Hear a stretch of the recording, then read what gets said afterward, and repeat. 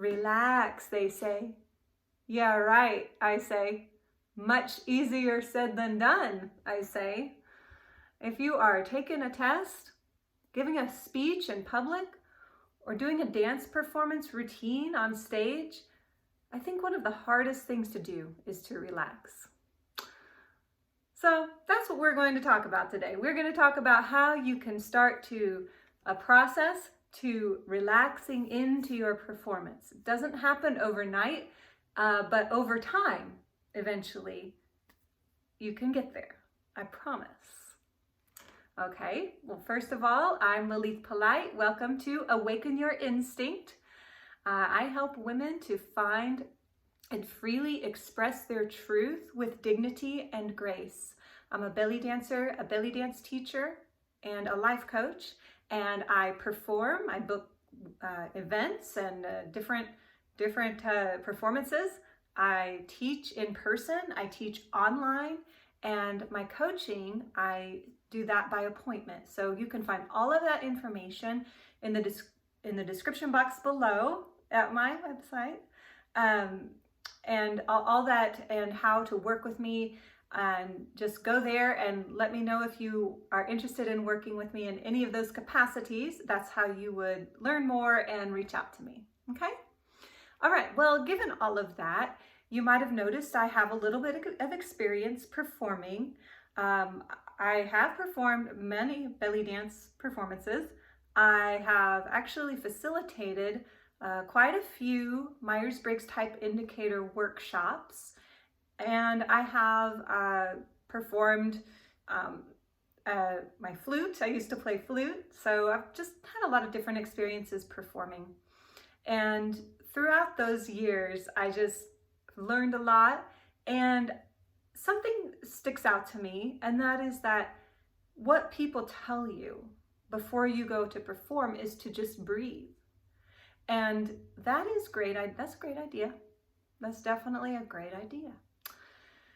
And I'll tell you why all the times that hasn't worked for me is when I've been backstage and I'm already my airway is already constricted and I literally can't breathe. So they say, breathe, that relaxes you, calms your nervous system. But literally, I cannot get a deep breath when I have had my nerves building up all day. And so that's why I say it's a process. So if you're in that place, what I'm about to tell you is not going to help you. If you're in that place and you're about to go on, you can't fix that with advice I've got. But if you start implementing some of these, then you hopefully wouldn't get to the place of having such tight airways that you're practically hyperventilating. Anybody been there? I know I have. Definitely at least once, definitely more than once. I can promise you that.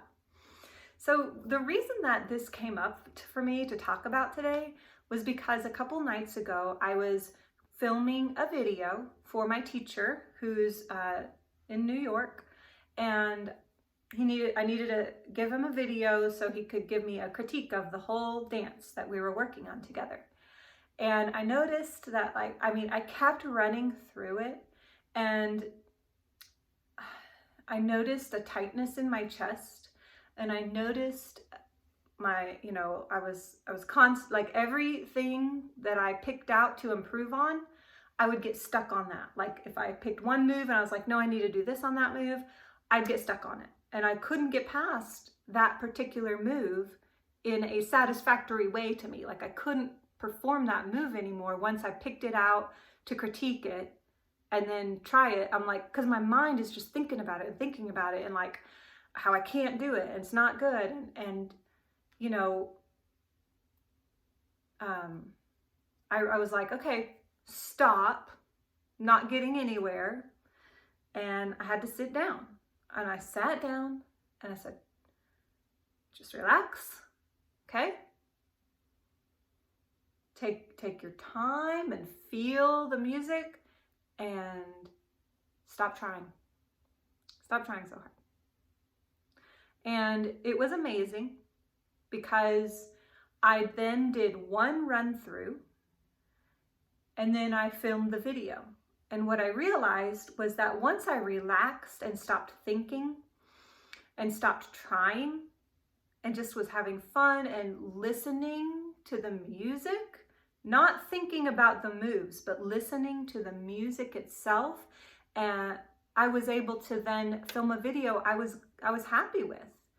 And so I wanted to tell you, a few things that I would recommend for you all, if you are coming up to perform anything, take a test, or any high pressure situation. Here are really 3 keys that I think and I have found to be incredibly valuable, but again, they do take time. So you've got to just at least start trying these and let them, like I said, help you relax into the performance. It's not necessarily going to make you feel totally comfortable and completely comfortable the first time, but keep doing it, keep trying on multiple occasions, and I believe that this will also work for you. Okay, now the first thing, we just can't get away from it, is practicing preparation. So, whatever you are about to perform, you have got to be prepared and practiced. And as far as I'm concerned, that's what comes first. The moves, for me, the moves, the technique. For you, if you're giving a speech or giving a speech, then it's like the outline and your bullet points and practicing what you're going to say. If it's a test, it's studying, it's maybe taking practice tests. All the technical action things that you can do, you need to be doing those. And do they need to be necessarily perfect? No, but you've got, every time you do it, you get better and better and better, right? So that's number 1, is practice and preparation. And as far as I'm concerned, for something like a dance, that comes before musicality, because you need the technique into your muscle memory, just like you need the words for your speech into your memory, the answers for your test into your memory, before you can then let them come second nature. Okay? So then the second thing is to take your time.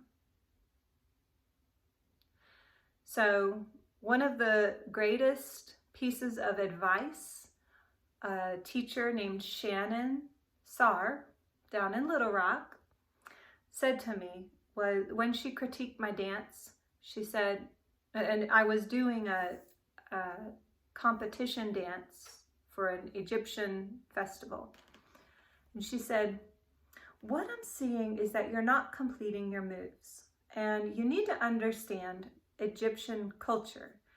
Egyptian culture is that they take their time and they get there when they get there.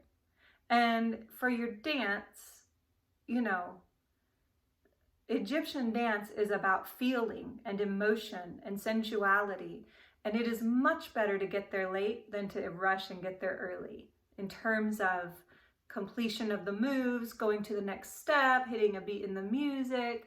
And so when you take your time, for me, the way I would describe it is it allows the music to kind of saturate you. It allows the music to sink into you and for you to kind of become part of the music. I think that taking your time allows your soul and your intuition and everything for you to be connected to higher power. You have to take your time. Otherwise, you're completely 100% working primarily from the human, just the human, the mind, no heart, no soul. If you're rushing and using 100% mentality there. Okay, so take your time. Whatever you're doing, take your time. And then finally, stop trying, surrender. Don't try. Do not try.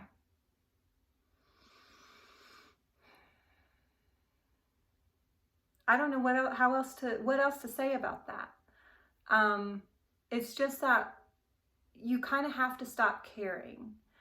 I'm reading this book, and it's called A Woman's Dance of Power. And this woman, Karen Andes, she talks a lot about dance, of course, and what it is. And she says that when you hit the stage, the choreography has to come second. The expression of your soul is number one. So when you hit the stage, when you go to give that speech, you have to just give it up and trust that the preparation you did is going to translate, is going to come second nature, so that you can focus on expressing yourself and your truth. Now, taking a test doesn't work that way, but you would want to feel like you're like not trying too hard, and because when you're trying too hard, you're tense. You're not connected to your heart.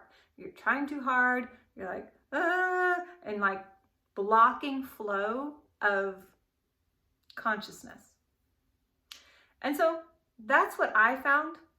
That's what I did. I had already prepared. I've been practicing. Now, I have been working on this routine since June with my teacher of last year. And so you can imagine I've had a lot of practice. We have built the routine since then. Of course, there's added on more and more over the time. But from the beginning, I mean, I've been running this thing forever. So I had already done the preparation and the practice before Tuesday. And then I remembered to take my time and stop trying and surrender. And that's when I felt like, oh my gosh, this is the best it's felt so far. So that's why I wanted to share and why I wanted to share it. I hope this helps you for your next performance of whatever you're performing. And I'm glad you joined. And I'm always supposed to say this sooner than now, but if you enjoyed this video, would you give me a like? And if you like my content, would you give me a subscribe? I'd really appreciate it. That way you get notified every time I upload a new video, and you help me grow my channel to reach more people with these messages. All right? All right, well, thanks again. Everybody have a great night and a great week, and I will do my best to come back next week. Okay, see ya. Bye.